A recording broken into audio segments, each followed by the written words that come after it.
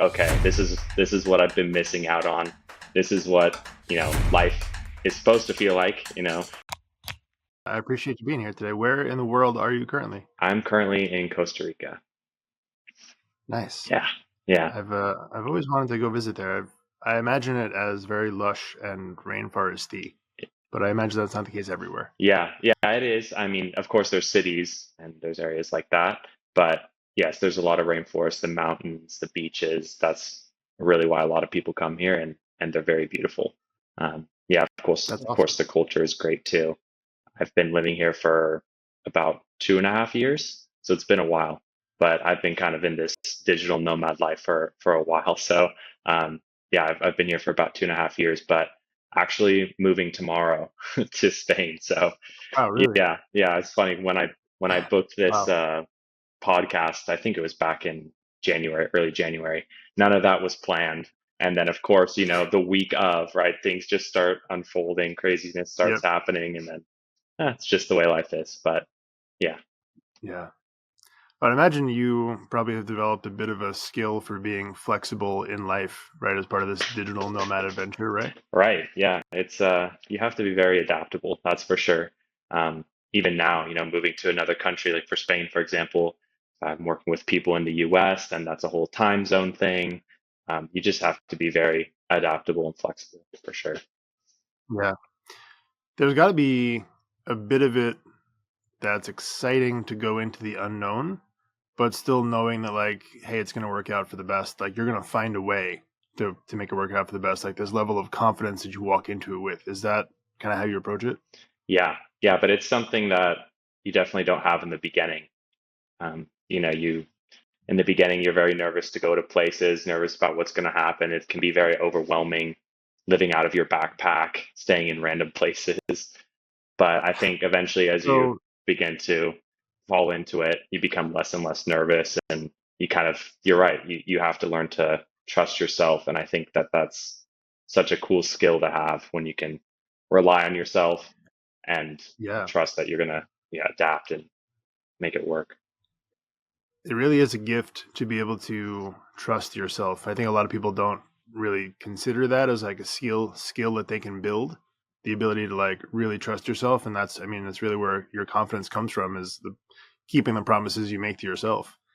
So take me back a little bit to Clay from years ago, and like before you started this adventure. What was that like, and like what prompted you to start doing this? Yeah, it's a great question. Um, yeah, I think to answer that, I kind of have to go back probably about 5 years or so.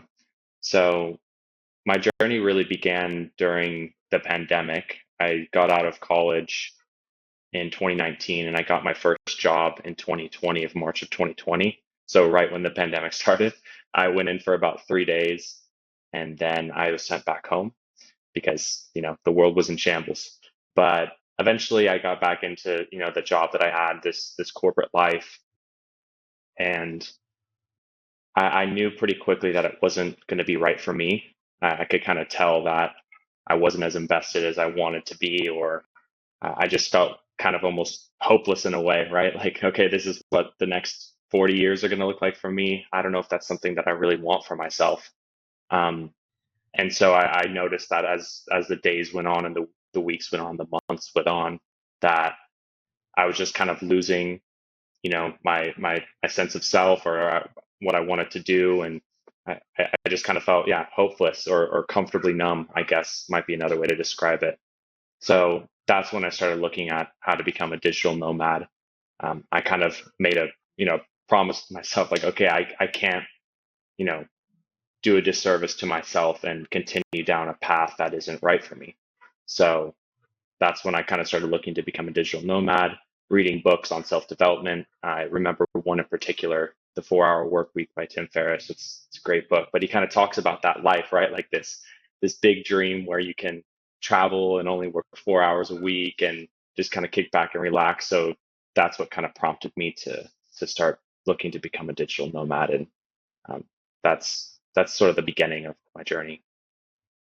Yeah, so it's a great book for anyone who hasn't read it, and even if you're not planning on doing this entirely. I think that there's a lot that you could learn from that book, even just, in your regular 9 to 5. I think that there's a lot of like little skills and techniques you can kind of apply to really free up some of your time. So definitely recommend that. But like, all right, so now you've made this decision that's something you're interested in doing. Do you have any clue how to actually do it other than what you read in the book? Or are you really just taking a gamble on yourself and going for it? Yeah. Taking a gamble on myself and going for it. Yeah, I didn't have any plan. I didn't have any know-how, or I just didn't know how this was going to work out. The way that I sort of thought about it was, okay, I'm going to go on this trip, in the middle, kind of in the middle of a pandemic. This was in July of 2021. So we're still in pandemic times. And I decided that I was going to make that jump transition from working in this corporate job, this cubicle, to going on the road, and I was just going to see how it works. I had heard of freelancing and contracting, so I wanted to give that a try. But I kind of just saw it as like, okay, this is like an extended vacation, and if it doesn't work out, I'll just come back. It'll be okay. I'll just spend a few months out here, kind of do something for myself, and we'll see what happens. So that's when I kind of made that transition. But I think one of the biggest insights that I had in that transition or in that period was just, if I don't write the story of my life, someone else is going to write it for me. And I felt like up to that point, my whole life, I was doing things to almost please others. Maybe it was subconscious, maybe I didn't fully realize it, but I was living on other people's agendas, right? Even at work, I'm working for somebody else. They have their own agenda. Maybe when I'm going to college, uh, I'm kind of fulfilling societal agendas or what my family or friends think is correct. And so I think this was the first time that I really stepped out of my comfort zone and kind of stepped into who I wanted to be. And so it was a big shift. It was very nerve wracking. It was like, okay, now I'm really all alone. I'm very dependent, but I think that was one of the big things that I learned from that experience in my life. Yeah.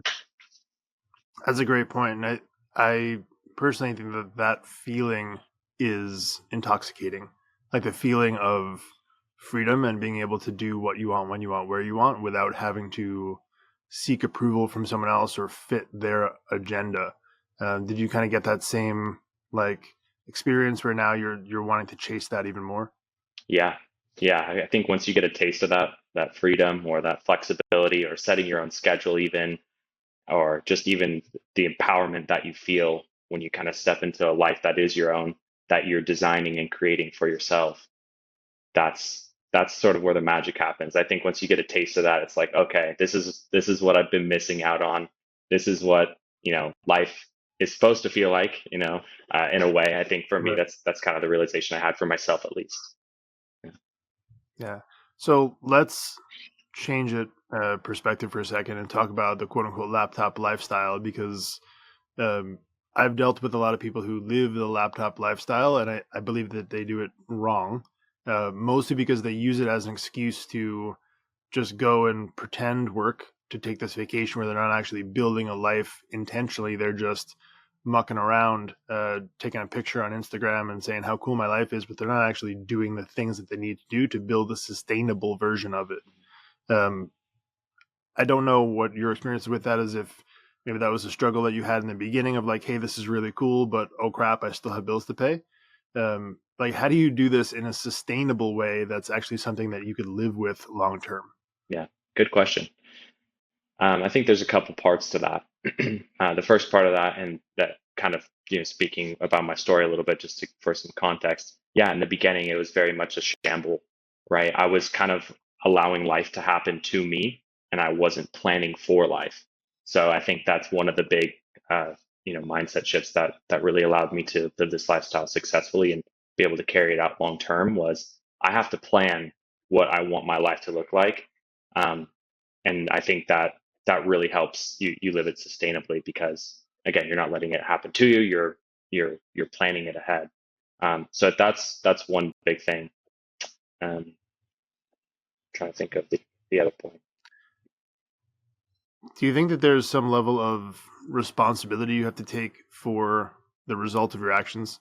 Like, it's easy to, once you get into this freedom mentality to say, hey, I'm free, I can do what I want when I want. But you still have this responsibility to your word, right? So if you say, hey, no matter what your career choice is going to be, if you're freelancing, contracting, doing whatever, if you say, hey, I'm going to do this thing for you, you still have to ultimately do it at the end of the day. Like, you may not have a boss or a job in a traditional sense, but you've made a commitment to someone. You have to honor that commitment. Do you think that that's a key component people need to realize? Yeah, yeah. I mean, I mean, there's a couple different routes that you can take when you're becoming a digital nomad. I think the main three are just having some type of remote 9 to 5, freelancing or contracting, or becoming an entrepreneur and running a business. So there's definitely that level of responsibility, but it's also more on yourself if you're like in the freelancing or entrepreneurship world, which I think, which is, most people are kind of after that because of the freedom it unlocks, the flexibility that you have. But yes, I think there's definitely a component of, okay, I have a responsibility not only to clients or to my company or to, people that I'm working with, but to myself. I have to fulfill that, and I can't just. I have to realize that work is a part of this journey, and it's not just about traveling. Because if you're just traveling all the time, unless you've kind of worked yourself up to a place where it's very passive, then it doesn't work because you're not making money. But I think, Right. kind of a caveat to that is a lot of people like to travel. So, for example, I mean, we're speaking English, so if you're coming from the U.S. or if you're coming from England or Australia, those are very privileged countries in a way. It's a lot more expensive to live there. So if you're moving to another country, like specifically, I've been in Latin America and South America, but also in parts of Asia, it's a lot cheaper than it would be to live in the US. So your cost of living reduces significantly. And, $1,000 in those countries is going to stretch you a lot farther than $1,000 in the US. So there is that part of Yeah. it too. It's not like, if you're making, US money or UK money in, Latin America or South America or Asia, then you're able to stretch that a lot farther and you don't have to, be working all the time necessarily. Yeah, which makes sense. But now let me ask you another question for the average person who's listening to this who still has a 9 to 5. Is it something that you would advise that they could, in theory, take this leap and find some level of freelanceable income or other stable income that they can generate if they are not entrepreneurial minded? Because I'm a big believer that entrepreneurship is not for everybody. I think there is a certain level of freelancing. You can certainly work for yourself, but to get into entrepreneurship, you have to be cut from different cloth, I believe, to be willing to take the level of sacrifice it takes to build something, at scale. Mhm. So for the average person listening to this who's, interested in living a life of a bit more freedom, what steps might be next for them to take? Yeah, good question. Um, you're right, absolutely right about entrepreneurship. It's not the easiest thing to do. Creating demand is one of the hardest things to do in the world. Running a business, basically, that's what you're doing. So I'm in agreement. I'm in agreement with you there. So I think that's where those other two ways, remote 9 to 5 or freelancing, kind of come into play. I think the easiest way to jump into this lifestyle is to leverage your current network and who you have, who you're around. So the business that you're working at, the company that you're working at, if you are in a 9 to 5, asking them if it's possible for you to be remote, seeing what remote opportunities are there because you can easily transition. The people, you've worked with them before. So that's one way. And I think the majority of digital nomads, I think it's about 50%, have remote jobs. So it's very common for people to just transition from where they're currently working to a remote job, or maybe take on some contracting work or search for remote jobs online. That's a very, very common way to do it. The other, the other side of that, of course, there's pros and cons to both, but yeah, the other side of that is freelancing. And if you don't want to be in entrepreneurship, then freelancing is another great way to do that. But that's just getting more specific about a skill that you've learned over the years. Or, I mean, even for me, I didn't have any skills. I started out doing like transcription and data entry and virtual assistants. I mean, I was willing to do that to be able to fuel the lifestyle. So you don't necessarily need any experience. Um, But I think if you do have experience or you do have skills that you want to transition those, just marketing yourself in the correct way, maybe utilizing your network, going on freelancing platforms. That's an easy way to connect with people. Utilizing social media. Um, those are some options to get started. Yeah, I think it's probably mostly about the decision to do it, to just decide, hey, I'm going to make this work. Because there are freelancing opportunities for anybody, regardless of, hey, if you don't know how to design a website or create a marketing plan, could you proofread somebody's book? Could you do a voiceover? You don't have to be a voice actor, but you have a unique voice in and of yourself that maybe somebody wants.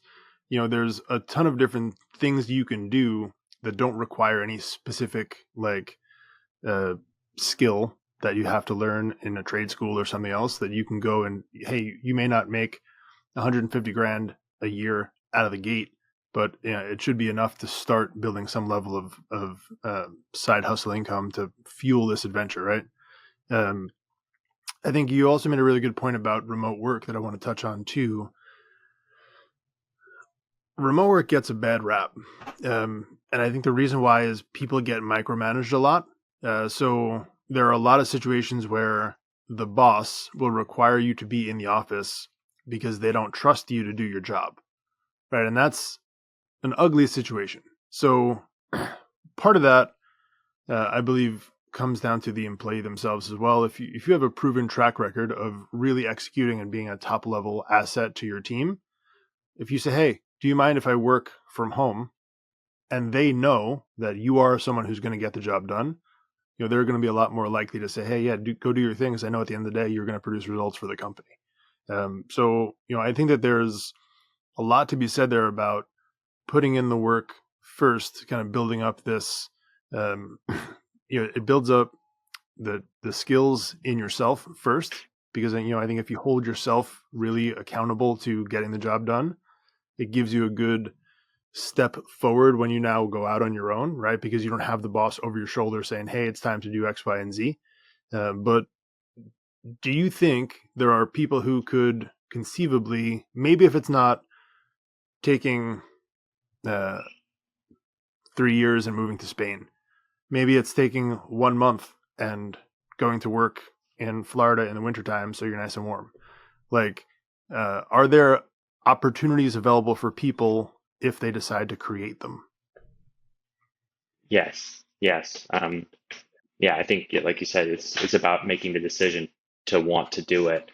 What are you willing to let go of to make this happen, right? I think you're very much a couple crucial conversations away from having this lifestyle, right? Maybe it is having that serious talk with your employer and just saying, hey, is there any remote opportunities? Is this something that's possible? Is this something that's in the cards for me?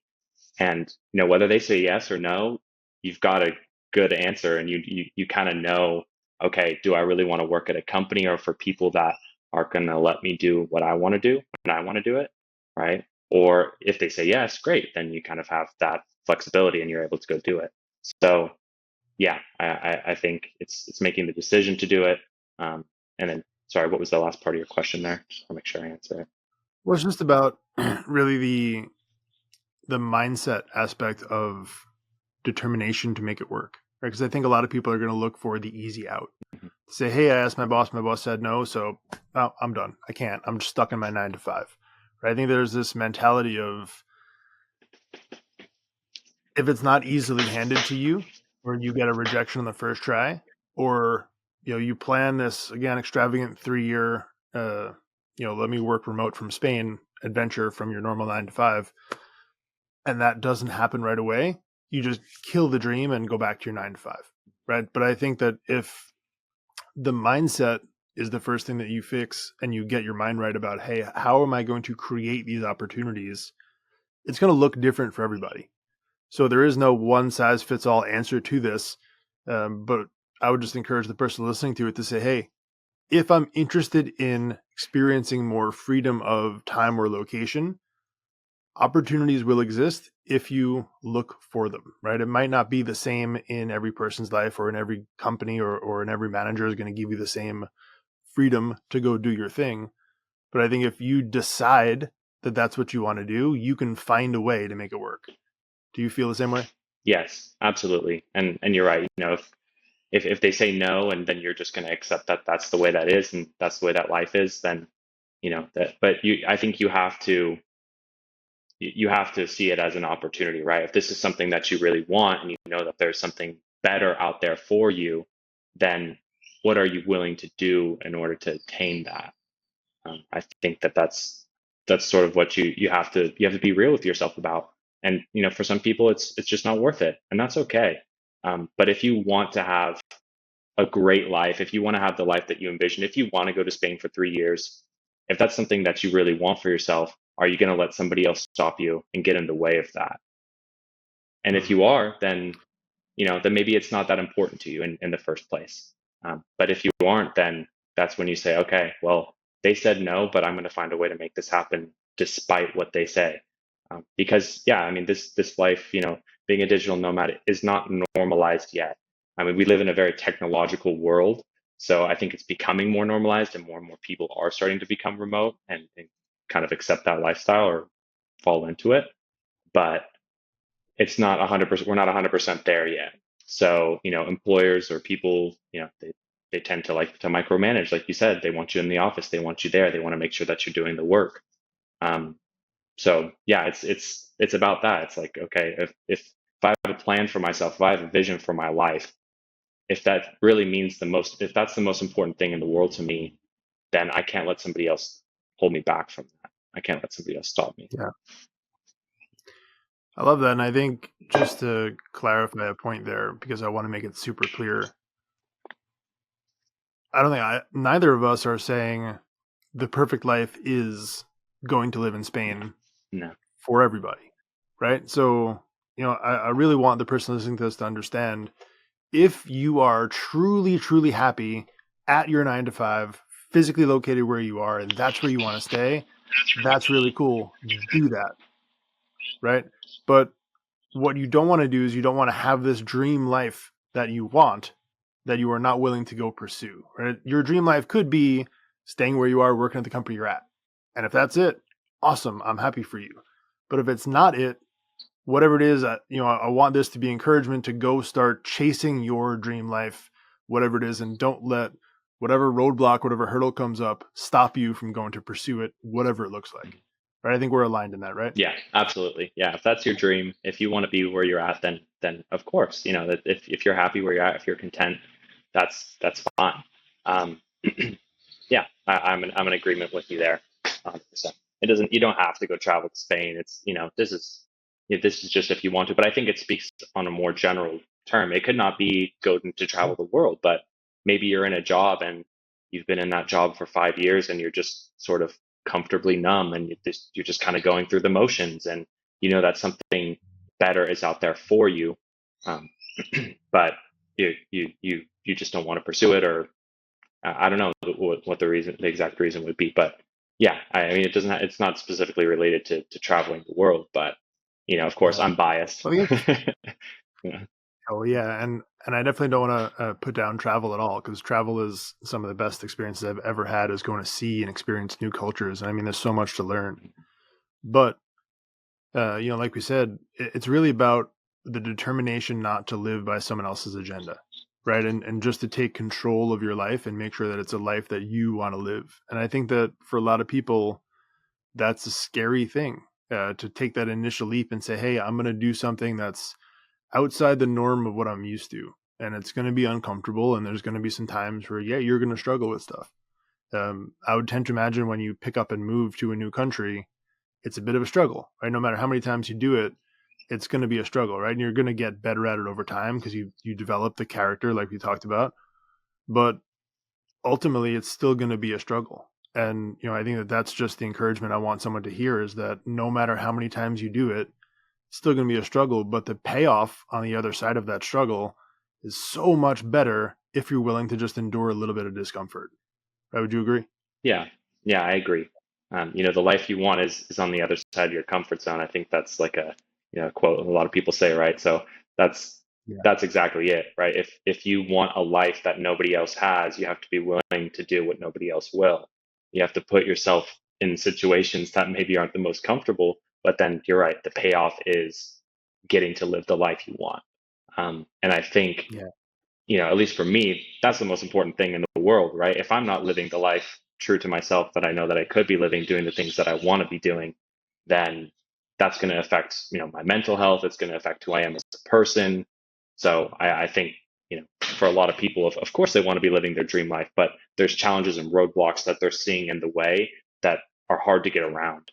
And so I think, Yeah. that's when you have to get serious about your personal self-development and how you want to approach this, if you want to do something about it, if you don't, if you need to do something about it, even, some people are just happy, like you said, where they are, and that's fine. Yeah. I agree. So for you personally, I know tomorrow you're moving to Spain. What's next, right? So I know that you're very intentional about living by design, not by default. Like, what's your grand design of life look like from here? Good question. Um, yeah, that's a big one. Well, I'm moving to Spain. I've been in Costa Rica, like I said, for about 2.5 years. I've been here for 2.5 years, and I met a girl here, so I have a girlfriend, and she got accepted to a college there in Spain. So that's sort of the move, and why we're going there. But Costa Rica has kind of been my home base as I've traveled to other countries, and now Spain will kind of be my, Barcelona will kind of be my home base as I travel to Europe and Asia and those places.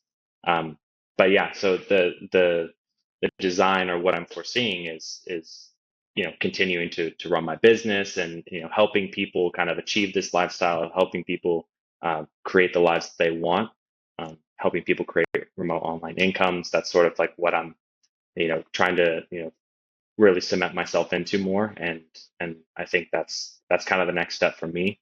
And of course, traveling is a big part of that. um, but that's sort of what I'm seeing in the future. But also, I think, now that you're kind of bringing this up, I think one of the beauties and the best parts about traveling or being a digital nomad is just allowing, the travel aspect to kind of flow. Sometimes you don't always have a plan for where you're going next, but for me, that's not the most important thing, right? It's just about the experiences and just kind of getting to live it. And if I want to go to the beach on a Tuesday afternoon, then there's no problem with that. So I think it's like, also allowing the plans to come to you. I don't necessarily have like a plan for where I'm going to travel or what I'm going to do. I have plans for my business and my personal life, but I think, you know, for the most part, it's also just enjoying the world. I think that is a big part of this life. Yeah. Because definitely what I'm hearing you say, your plan is centered around joy rather than some level of like financial milestone or business milestone or something like that. And I love that because it's not, hey, when I said what's your plan, your plan is not in the next 3 years I'm going to have X amount of employees and this amount of income and this amount of, like, my house is going to be here and I'm going to travel to this place and that place. It's really just, hey, I want to continue to develop this life that I have, where now I have this freedom to be able to not have to endure a long distance relationship. Most people, had they not put in the work, would now be stuck in this awful situation where you're having a long term relationship on the other side of the world. And that sucks. But you've done the work to be able to create this lifestyle that now you can have the opportunity to go just pick up and move and do that. And hey, in 5 years from now, if an opportunity comes up, you'll have the opportunity to go and do X, Y, and Z because you've done this work all this time. And I think that's a beautiful thing, to be able to put yourself in a situation where you can capitalize on opportunities when they come up. Right? I think that's one of the best parts about this, is not necessarily the milestones or not necessarily the travel, but it's the ability to take advantage of opportunities when they come up. Mhm. Yeah, absolutely. Yeah, so there's a part of that where, I talk about, designing your life. And yes, that is important in some aspects, but also just being present and enjoying it is another side of it too. But I think you touched on an important point as well. I think a lot of times it's something about goals. We kind of have these outcome based goals, like you said, like I'm going to have this number of employees. I'm going to have, I'm going to make this much money. I'm going to do this with my life. Some of that is important. And I think, outcome based goals can be, have served their own value. But um, yeah, I think that I've found personally that there's less joy in that, right? When I hold myself to a Yeah. standard that I can't control, like, okay, I'm going to reach 10,000, I'm going to make, make $10,000 this month, or I'm going to get 10,000 followers on Instagram this month. If there's something that I can't control, then your expectations are set, and you lose that sense of joy and happiness and fulfillment. And I think if you dig down deeper into those specific goals, you actually find what you're really after, right? So I remember I used to put my personal goals as, I want to make $100,000 this year. I want to make this amount of money this year. But really what I wanted was to impact people. It didn't matter how many, right? I want to just help people change their lives. And whether that's one person or 100 people, whatever it is, um, I just wanted to speak with people and get in front of them and talk with them and help them change their lives. So that's what was more important to me. And then money is kind of a byproduct of that. And I think the same goes for, like Instagram. I want to have 10,000 followers. Well, does that really matter? To me, it doesn't. I would rather, connect with people deeply and have, a small following of great people. So I think Right. that's also an important point you touched on. And, I think a lot of times we kind of we have these outcome-based goals, but yeah, I just wanted to note that. Yeah, I love that. So I want to thank you for being here. I know that it's probably a little hectic today for you, but I really appreciate you taking the time to sit with us, and I know that there will definitely be people who are impacted by this conversation and who, and maybe they're not going to pick up and move across the world, but maybe they're going to start making a decision today, right? Let today be the day that they make one decision to live by design, not by default. And I think that's if they get nothing else from this, then I believe that you've had a tremendous impact. So thank you. Good. Great. Yeah, I'm glad. I'm glad I could, thanks for having me on. I appreciate your time. And yeah, it's been great getting to speak with you. Yeah, man, my pleasure. Where can we best support you from here and follow your adventures? Yeah. Good question. So I believe I sent, in the show notes, I'm sure there'll just be a link, but it's just a link to have a consult with me, just to talk. If this is something that's of interest to you, if you want to travel the world, it's completely free. I just want to connect with you, speak with you, see how I can support you if there's a way to make that happen. But I'm truly just passionate about helping people live the lives that they want, helping people travel the world, if that's what that means, or create, online incomes. But yeah, that's kind of the next step. You could just book a call with me if you'd like. It's just a 30-minute discussion, and yeah, I think that's the best way to get into contact with me. Perfect. Well, I'll definitely be sure to put that in the show notes for anyone listening to this. And again, I appreciate your time. Thank you. Safe travels. Yeah, thanks, Jim. Have a great rest of your day. Hey, before you go, can I pray for you? Dear Heavenly Father, I want to thank you for the opportunity to sit with the person listening to this episode. And I want to thank you for putting them in a position to hear this message and continue to encourage them to live by design and not by default. And I ask that you continue to inspire them to pursue their passion and the gift that you've given them so that they can live a life full of joy and freedom and happiness and chase what really matters. And to be present in their own life, to experience the joys, the travel, the relationship, all the sights of this beautiful world that you've given them. And I ask this in your name. Amen. Love you.